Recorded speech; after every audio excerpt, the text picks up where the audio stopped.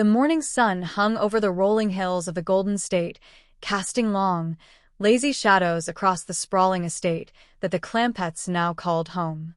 It was a far cry from the rugged, rocky terrain of the mountains where Jed Clampett had spent the better part of his life, but he carried the same steady, calm demeanor that had seen him through decades of hard work and quiet observation. Sitting on the porch of the mansion, Jed looked out toward the horizon, his hands folded comfortably in his lap. Beside him, Granny was busy with her morning routine, her brow furrowed in concentration as she inspected a jar of her latest concoction, while Jethro leaned against a pillar, gazing off into the distance with a look of idle curiosity. The story of how they had arrived in this land of swimming pools and movie stars was one that never failed to bring a glint of amusement to Jed's eyes.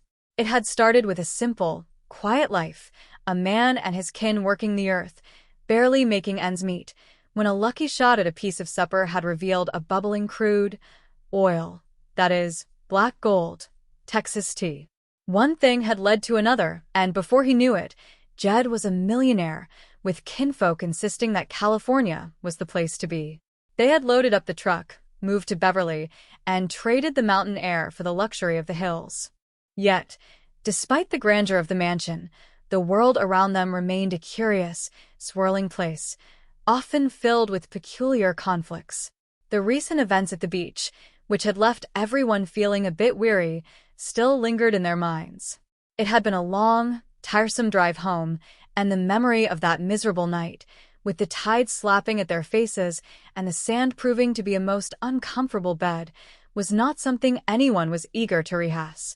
The Grunions, as they had called them, were welcome to the beach for all that any of them cared, and the general consensus was that they would be perfectly content to stay far away from the shoreline for a good long time.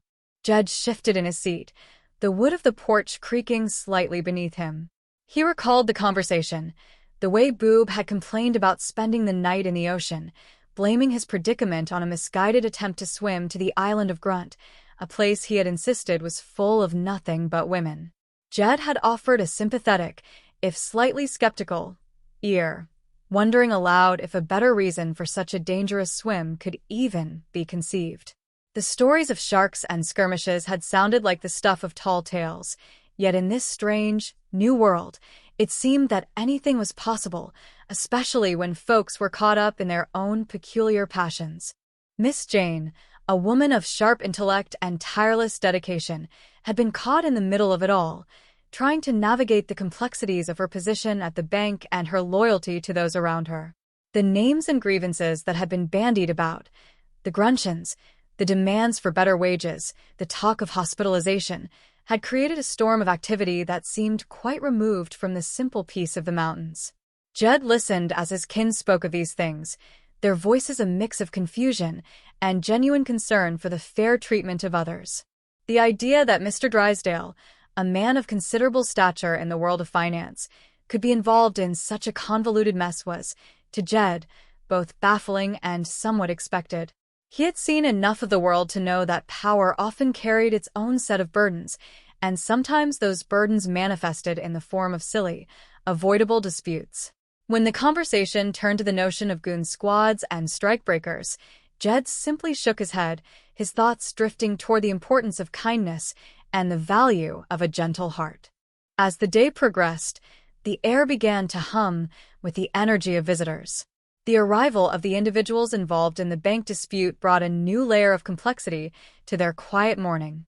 These were people who felt trapped, who felt that their voices were not being heard, and they looked to the Clampetts as a sort of refuge, a place where the rules of the world they lived in might not hold the same weight. Jed, ever the gracious host, welcomed them with a nod and a polite word, listening as they shared their frustrations and their hopes for a better situation. The sight of the vehicle they had brought, a creation they called a Grand Mobile, was quite something to behold. It was clear that these people were determined to make their mark and to be taken seriously, regardless of how unconventional their methods might seem. Jed watched with interest as the interactions unfolded, observing the way the different personalities clashed and converged. He understood, in his own quiet way, that they were looking for a fair shake, a chance to work and live with dignity, and that was something he could certainly understand. Granny, true to her nature, was quick to take up the cause, her eyes narrowing as she considered the plight of the visitors. She had little patience for unfairness, especially when it involved those she deemed to be delicate or mistreated. Her voice, usually filled with sharp wit, carried a genuine note of empathy when she spoke to the girls, offering them the hospitality of their home and the safety that their wall could provide. It was a gesture that spoke volumes about her character, a blend of ferocity in the face of injustice and a profound, underlying warmth. Mr. Drysdale, when he appeared, was a man in the midst of his own whirlwind.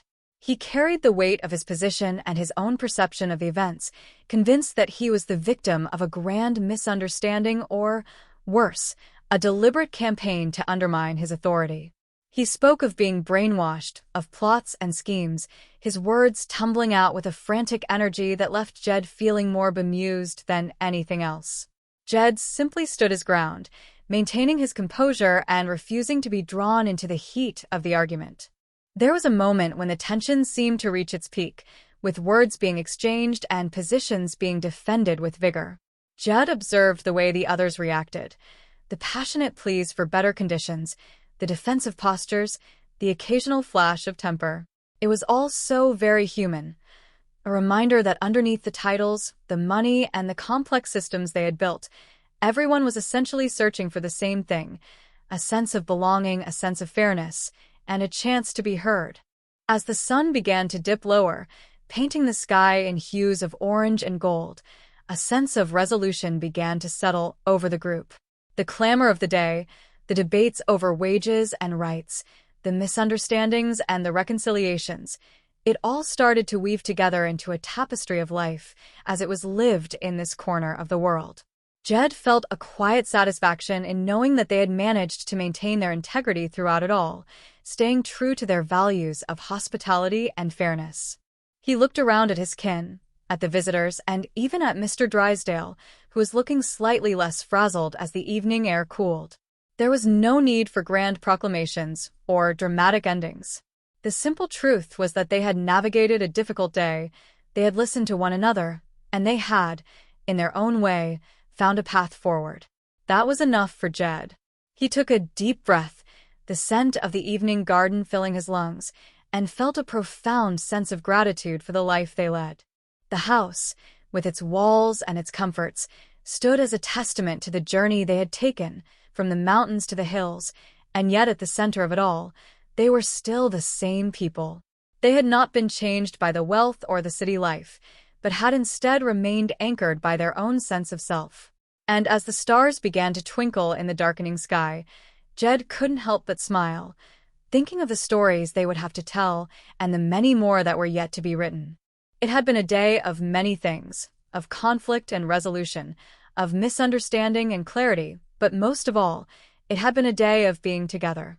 And as far as Jed was concerned, that was the most important thing of all. He stood up, smoothing his clothes, and walked toward the entrance of the house, ready to welcome the evening and whatever it might bring, secure in the knowledge that they were home, and that home was a place where kindness and understanding would always have a seat at the table.